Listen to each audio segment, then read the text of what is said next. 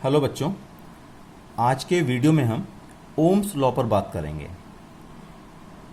देखिए, जैसे ही Ohm's law का नाम आता है हम जानते हैं कई बच्चे घबराने लगते हैं, है ना। लेकिन घबराने की ज़रूरत नहीं है।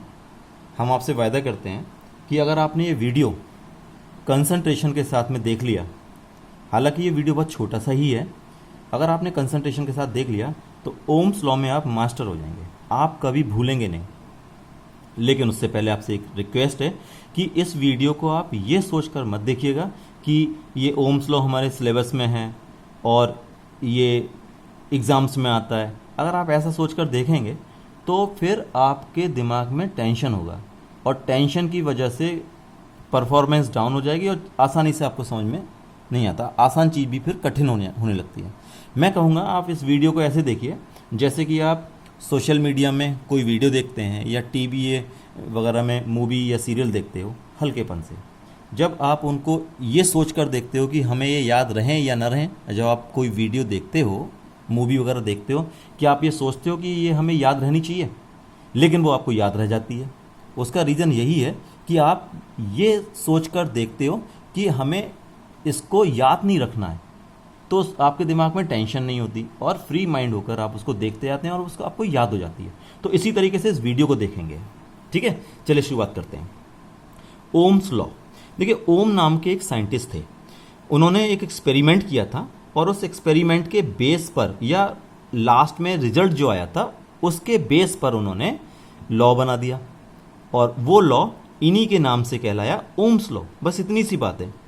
और जितना आसान ये जो हमने बोलने में कहा है उतना ही आसान इनका लॉ भी है, ठीक है। तो उन्होंने एक एक्सपेरिमेंट किया था, उस एक्सपेरिमेंट को देख लेते हैं वो क्या था।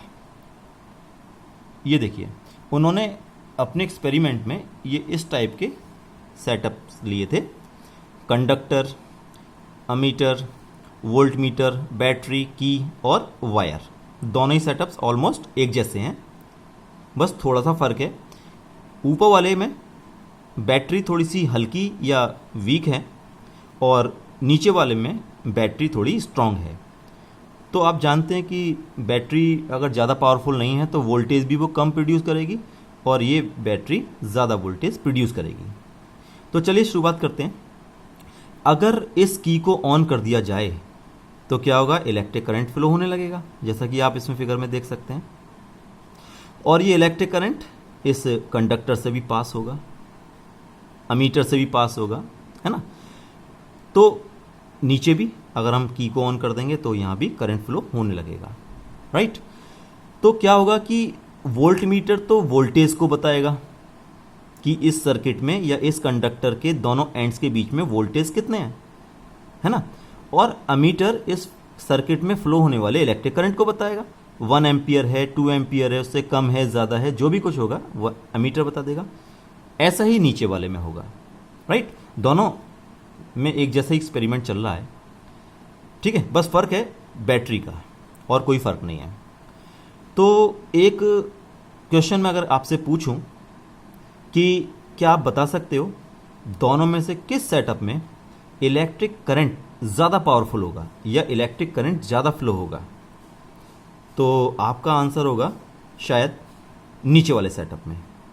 तो मैं कहूँगा आप सही हो, करेक्ट हो, नीचे वाले सेटअप में ही इलेक्ट्रिक करंट ज़्यादा फ्लो होगा, ठीक है। अब मैं पूछूं कि आपको ऐसा क्यों लगा कि नीचे वाले सेटअप में इलेक्ट्रिक करंट ज़्यादा फ्लो होगा, तो शायद आपका आंसर होगा क्योंकि नीचे वाले सेटअप में बैटरी स्ट्रांग है, उसमें वोल्टेज ज़्यादा है, इसलिए इलेक्ट्रिक करंट ज़्यादा फ्लो होगा। ऊपर वाले में वोल्टेज कम है, इसलिए इलेक्ट्रिक करंट कम फ्लो होगा। तो मैं कहूँगा आप फिर से करेक्ट हैं, आपने ये वाली बात भी सही कही है, यही रीज़न है। तो हम देखते हैं कि वोल्टेज कम तो इलेक्ट्रिक करंट भी कम, वोल्टेज ज़्यादा तो इलेक्ट्रिक करंट भी ज़्यादा, वोल्टेज कम करंट कम, वोल्टेज ज़्यादा करंट ज़्यादा।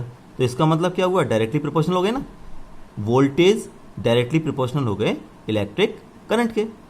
यही ओम ने कहा था और यही लॉ बन गया। ओम ने कहा था voltage is directly proportional to the electric current, यही ओम लॉ बन गया था। ओम्स लॉ बन गया था, है ना। बस इसको ज़रा थोड़ा ढंग से बोल देते हैं। कैसे? देखिए, वोल्टेज को हम क्या बोलते हैं, ये जो वोल्टेज हैं इसको बोलते हैं electric potential difference across the ends of the conductor. ये कंडक्टर के जो दोनों एंड्स हैं, है ना, इसके अक्रॉस क्या लगा हुआ है, वोल्टेज या इलेक्ट्रिक पोटेंशियल डिफरेंस। अगर इलेक्ट्रिक पोटेंशियल डिफरेंस नहीं होगा तो इलेक्ट्रिक करंट फ्लो ही नहीं करेगा, आप जानते ही हो। तो हम वोल्टेज को क्या बोलेंगे, the potential difference across the ends of the conductor is directly proportional to the electric current, है ना, which is flowing through the conductor. बस हो गया ओम्स लॉ। ये देखिए, ये छोटा सा ओम्स लॉ है। द पोटेंशियल डिफरेंस, है ना, ये इलेक्ट्रिक और यहां अपनी तरफ से लगा लीजिएगा, द इलेक्ट्रिक पोटेंशियल डिफरेंस, जिसको हम वी बोल रहे हैं, जिसको हम वोल्टेज भी बोलते हैं। तो द पोटेंशियल डिफरेंस या the electric potential difference across the ends of the conductor is directly proportional to the current flowing through the conductor। Conductor से जो करंट फ्लो हो रहा है, ये कंडक्टर से जो आई करंट फ्लो हो रहा है उसके डायरेक्टली प्रोपोर्शनल है ये वोल्टेज। ठीक है, एक बार और देख लीजिए, the potential difference across the ends of the conductor is directly proportional to the current. Current को हम क्या बोलते हैं, आई, इसको और लिख देते बीच में आई, है ना, फ्लोइंग थ्रू द कंडक्टर। ठीक है, अब आगे एक बात लिखी हुई है, if temperature remains the same. ये इसका थोड़ा सा मीनिंग ये है कि टेम्परेचर नहीं बदलना चाहिए। मतलब जब ये एक्सपेरिमेंट हो रहा है तब टेम्परेचर में चेंज नहीं आना चाहिए, क्योंकि टेम्परेचर में चेंज अगर आएगा तो ये डायरेक्टली प्रोपोर्शनल वाला थोड़ा सा सिस्टम गड़बड़ा जाएगा। तो हमें ये कहना पड़ेगा कि ये जो पूरा एक्सपेरिमेंट होगा उस एक्सपेरिमेंट के दौरान टेम्परेचर चेंज नहीं होना चाहिए। तो लास्ट में एक सेंटेंस और बढ़ जाएगा, if temperature remains the same. तो क्या है, ओम्स लॉ बहुत आसान है ना, the electric potential difference across the ends of the conductor is directly proportional to the current flowing through the conductor, है ना, if temperature remains the same. बस आप ये ध्यान रखेंगे तो आपको ये लॉ याद रहेगा। प्रोपोर्शनल टू है, डायरेक्टली प्रोपोर्शनल है, ये इलेक्ट्रिक करंट है, ये वोल्टेज है, वोल्टेज को हम electric potential difference across the conductor बोलते हैं, across the ends of the conductor बोलते हैं, directly proportional to the electric current flowing through the conductor, है ना। अच्छा, अभी अभी आपने समझा ओम्स लॉ से कि voltage is directly proportional to the electric current, है ना। एक बार और मैं बोल देता हूं, the electric potential difference across the ends of the conductor is directly proportional to the electric current flowing through the conductor. भाई इलेक्ट्रिक करंट तो हमेशा कंडक्टर से ही पास होगा ना, तो फ्लोइंग थ्रू द कंडक्टर। ठीक है, तो ये रिजल्ट आ गया था V प्रोपोर्शनल टू I। ठीक है, अब आप ये जानते हो फिजिक्स में कि जब प्रोपोर्शनल टू का साइन हटता है और इक्वल टू का साइन आता है तो साथ में एक कांस्टेंट भी आता है। तो यहां एक कांस्टेंट आएगा R। ठीक है, यहां क्या है, एक कांस्टेंट R। इस R को रेजिस्टेंस ऑफ द कंडक्टर या वायर कहते हैं, R। ठीक है, तो R की खोज देखा जाए या डिस्कवरी देखा जाए तो एक तरीके से ओम ने ही की थी, है ना। इसलिए इसकी जो यूनिट है वो इन्हीं के नाम पर रख दी जाती है। तो इसकी जो यूनिट बनी है, यूनिट ऑफ रेजिस्टेंस या यूनिट ऑफ आर, क्या है वो, ओम। और ओम का सिंबल ये बना दिया है ना, ओम। तो रेजिस्टेंस की जो यूनिट है वो ओम है। इससे देखिए एक फ़ायदा ये हुआ कि इस बहाने हम ओम का नाम ले लेंगे जिन्होंने ये लॉ दिया है ना। इसलिए रेजिस्टेंस आर की यूनिट उन्हीं के नाम पर रख दी है। और हमें ये भी पता लगता रहेगा कि अगर ओम नहीं होते तो शायद हमें रेजिस्टेंस के बारे में भी पता नहीं लगता।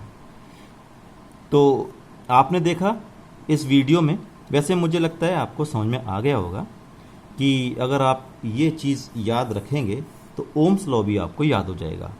Voltage directly proportional to the electric current.